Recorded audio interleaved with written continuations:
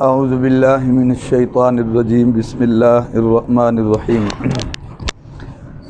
هل ينظرون الا ان تأتيهم الملائکہ او یأتی امر ربک كذلك فعل الذین من قبلهم وما ظلمهم اللہ ولكن كانوا انفسهم يظلمون فأصابهم سیئات ما عملوا وحاق بهم ما كانوا به يستهزئون هل ينظرون الا ان تأتيهم الملائکہ،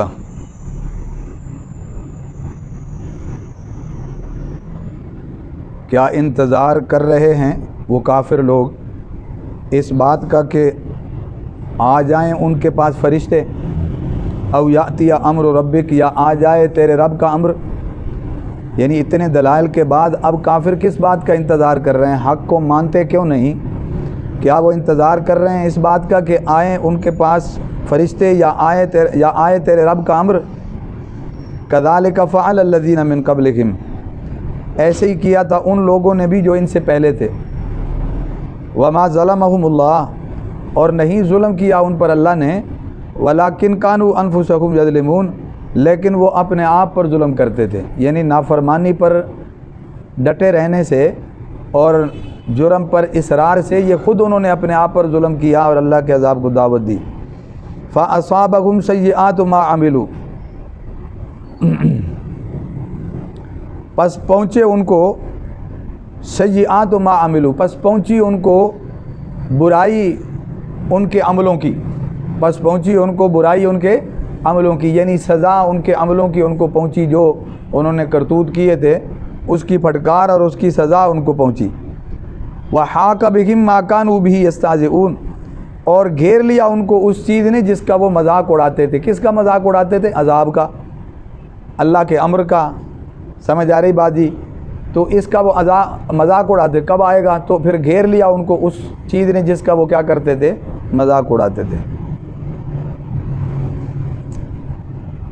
توجہ فرما لیں جی، گزشتہ آیات میں بڑی واضح دلیلیں بیان کر دی گئی اور واضح کر دیا گیا کہ یہ طبقہ ماننے والا ہے اور یہ طبقہ کیا ہے؟ انکاری ہے۔ جو ماننے والا ہے ان کا یہ نظریہ، ان کی یہ سوچ، ان کی یہ فکر، ان کا سوچنے کا یہ زاویہ، اور جو انکار کرنے والے ہیں ان کا یہ جواب، ان کا سوچنے کا یہ انداز، یہ باتیں آپ کے سامنے آ چکی۔ اب ان ساری باتوں کے بعد اور یہ بتا دینے کے بعد کہ جو ماننے والے ہیں ان کے ساتھ برتاؤ اور ہوگا، جو ماننے والے نہیں ہیں ان کے ساتھ برتاؤ اور ہوگا، اور یہ بھی بتا دیا کہ جو ماننے والے ہیں ان کا انجام اور ہوگا، جو ماننے والے نہیں ہیں ان کا انجام اور ہوگا۔ یہ سب کچھ بتانے کے بعد اب بھی اگر کافر لوگ ایمان نہیں لاتے اور وہ یہ حق کو تسلیم نہیں کرتے اور اپنا عقیدہ درست نہیں کرتے تو پھر کس بات کا بھی انتظار باقی ہے؟ دلیلیں تو آ گئیں، بات تو واضح کر دی گئی، اب کوئی مزید گنجائش تو نہیں رہ گئی۔ یہ عذر اور یہ بہانہ تو اب باقی نہیں رہا کہ جی ہمیں کوئی دلیل معلوم نہیں یا ہمارے سامنے کوئی دلیل نہیں آئی، وہ تو سب کچھ کر دیا گیا۔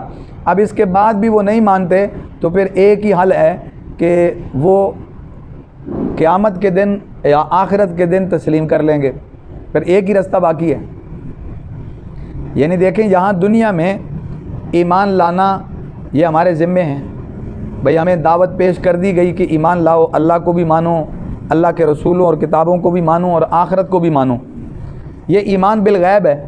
جو نہیں مانتا تو وہ قیامت کے دن تو ضرور مانے گا۔ جب قیامت آ چکی ہوگی تو انکار کیسے کرے گا؟ جب وہ حساب و کتاب سے گزرے گا تو انکار کیسے کرے گا؟ پل صراط سے گزرے گا، انکار کیسے کرے گا؟ جب اللہ کے ہاں پیشی ہوگی یا اللہ کی پکڑ اور عذاب کا سامنا کرے گا تو انکار کیسے کرے گا؟ تو اس کا مطلب ہے کہ وہ باتیں جن کا تعلق ایمان بالغیب سے ہے، وہ حقانیت یہاں دلائل سے ان کے سامنے رکھ تو دی گئی، لیکن اگر وہ نہیں مان رہے تو پھر اس کا مطلب ہے پھر وہ قیامت کا انتظار کر رہے ہیں۔ فرشتے آ جائیں روح قبض کرنے والے، یعنی موت آ جائے تو ظاہر ہے موت آ گئی تو تب بھی قیامت کا سامنا ہوگا، آخرت کا سامنا ہوگا، دیر سے ہو یا جلدی ہو۔ اور اسی طرح اگر قیامت آ جائے تب بھی وہی منظر سامنے ہوگا، تو جس کا مطلب یہ ہے کہ پھر وہ کس بات کا انتظار کر رہے ہیں؟ ہم کہتے ہیں کہ مرنے کے بعد جی اٹھنے کو مانو، اور حساب و کتاب کو مانو، یہ نہیں مانتے، تو پھر اس کا مطلب ہے یہ قیامت کا انتظار کر رہے ہیں، جب خود ان مرحلوں سے گزریں گے تو ان کو سمجھ آئے گی۔ لیکن یاد رکھنا، دنیا میں اس ماننے کا تو فائدہ ہے کہ اس کو ایمان کہتے ہیں، لیکن آخرت میں اس ماننے کا فائدہ کوئی نہیں ہوگا۔ یہ سب کچھ مانیں گے وہ، یعنی کل قیامت کے دن کوئی بندہ کافر نہیں رہے گا، نہ اللہ کی ذات کا، نہ حساب و کتاب کا، نہ ہی آخرت کا، نہ رسولوں کا، کوئی انکاری نہیں رہے گا۔ سب کچھ جب سامنے آ چکا ہوگا تو انکاری کیسے ہوگا؟ لیکن اس ماننے کا فائدہ بھی کوئی نہیں ہوگا۔ تو اس لیے اسی بات کو سامنے رکھ کے کہ اس کا مطلب ہے یہ خود ٹھوکر کھائیں گے تو پھر مانیں گے، یہ خود اس مرحلے سے گزریں گے تو پھر مانیں گے، تو بھائی کس بات کا انتظار کر رہے ہو؟ قیامت کا انتظار کر رہے ہو، مرنے کا انتظار کر رہے ہو، جس کے بعد سب کچھ کھل کے سامنے آ جائے گا۔ تو ایمان بالغیب قبول کرو، یہ تمہارے فائدے میں ہے، اسی سے تمہاری آخرت بنے گی، اسی سے نجات ہے۔ ورنہ اگر ان دلائل سے بھی تم ماننے کے لیے تیار نہیں ہو تو پھر لازم بات ہے کہ تم موت کا سامنا کرو گے تو پھر مانو گے، اللہ کے غضب اور عذاب کا سامنا کرو گے تو مانو گے، اللہ کی پکڑ کا سامنا کرو گے تو مانو گے۔ فرمایا اس سے پہلے جو قومیں گزری ہیں وہ سارے لوگوں نے ایسے کیا، وہ بھی کہتے تھے اگر اللہ کا عذاب ہے تو لے آؤ، اگر تم اس سے ڈراتے ہو کہ جناب نہیں مانو گے تو آ جائے گا تو لے آؤ عذاب، جس کا وعدہ ہم سے کرتے ہو تو لے آؤ، یہ چیلنج وہ کرتے تھے۔ پھر کیا ہوا؟ اللہ کا عذاب آیا، پھر وہ پکڑے گئے۔ کتنی قوموں کے تذکرے ہیں، کوئی ایک تو نہیں، کئی قصے قوموں کے موجود ہیں کہ پھر اللہ نے ان کو پکڑا، تو وہ جو پہلے بتاتے تھے کہ اللہ کا عذاب آ سکتا ہے ابھی توبہ کر لو، تو وہ نہیں مانے، جب آیا تو پھر دیکھ نہ لیا اپنی آنکھوں سے۔ دیکھو فرعون اڑا رہا، اللہ کا انکاری، الٹا جناب خود اس نے دعویٰ خدائی کر دیا۔ نتیجہ کیا نکلا؟ موسیٰ علیہ السلام کی دعوت کو، ہارون علیہ السلام کی دعوت کو تو اس نے نہیں مانا، لیکن جب ڈبکیاں کھا رہا تھا تو پھر مان نہیں رہا تھا۔ لیکن اس ماننے کا کیا فائدہ کہ جب وقت گزر گیا، جس وقت جس دورانیے میں ایمان لانا تھا وہ دورانیہ گیا، امتحان کا وقت ختم، پیپر کا وقت ختم، اس کے بعد کتاب بھی کھول کے بیٹھ جائے تو پھر کوئی فائدہ نہیں ہوگا۔ وہ امتحان کا وقت ہے موت تک، جب موت کی کیفیات ظاہر ہو جائیں پھر ایمان قابل قبول نہیں ہے۔ تو اس لیے فرمایا اس سے پہلے لوگ بھی ایسے گزرے ہیں جو چیلنج کرتے رہے کہ لے آؤ اگر اللہ کا عذاب ہے، لے آؤ اگر مقصد ہے تم اپنے وعدے میں سچے ہو۔ تو فرمایا پھر اللہ کا عذاب آیا، پھر ان کی بدعملیاں ان کے گلے پڑیں، ان کے وبال ان پہ پڑا، فَأَصَابَهُمْ سَيِّئَاتُ مَا عَمِلُوا، اس کا یہی مفہوم ہے کہ پھر ان کے بدعملیوں کا وبال ان کو پہنچا، اور اللہ کے عذاب نے ان کو گھیرا جس کا وہ مذاق اڑاتے تھے۔ کب آئے گا؟ جب آیا تو پھر لگ پتہ گیا۔ تو فرمایا کہ یہ اللہ نے ان پہ ظلم نہیں کیا، بلکہ خود انہوں نے اللہ کے غضب کو دعوت دی ہے اپنے برے کرتوتوں سے اور اپنی بدعمالیوں سے، اپنی نافرمانیوں سے۔ یاد رکھنا، اخیر نہیں دیکھنی چاہیے۔ اللہ مہلت دے رہے ہیں تو اس سے فائدہ اٹھانا چاہیے، اللہ ڈھیل دے رہے ہیں تو اس سے فائدہ اٹھانا چاہیے، اصلاح کر لینی چاہیے، اپنی کمزوریوں کو دور کر لینا چاہیے، توبہ کر لینی چاہیے، معافی مانگ لینی چاہیے، اخیر نہ دیکھیں، ورنہ آدمی خسارے میں رہتا ہے، نقصان میں رہتا ہے۔ سمجھ آ رہی بازی؟ تو یہی حال ان لوگوں کا ہے کہ اللہ ان کو سمجھا رہے ہیں کہ دیکھو ہم نے تمہارے سامنے دونوں انجام رکھ دیے ہیں کہ اچھے لوگوں کا یہ انجام، برے لوگوں کا یہ انجام ہوگا۔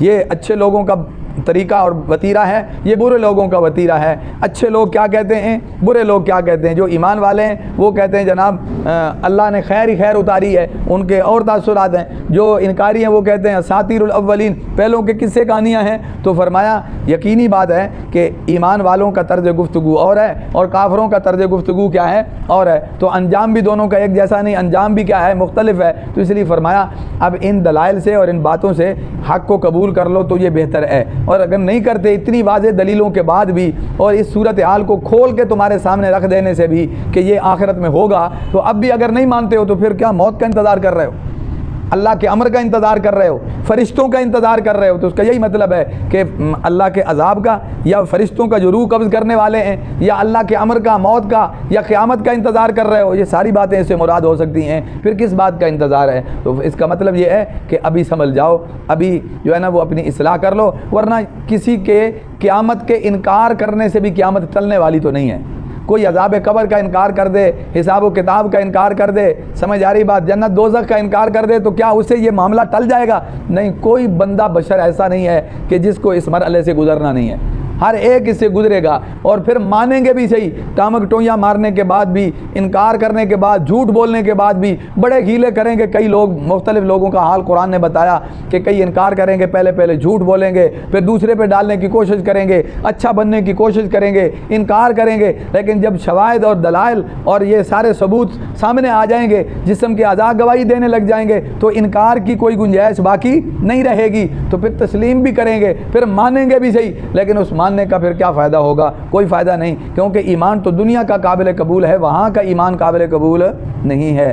تو اللہ سے دعا ہے اللہ ہم سب کا خاتمہ ایمان پر فرمائے۔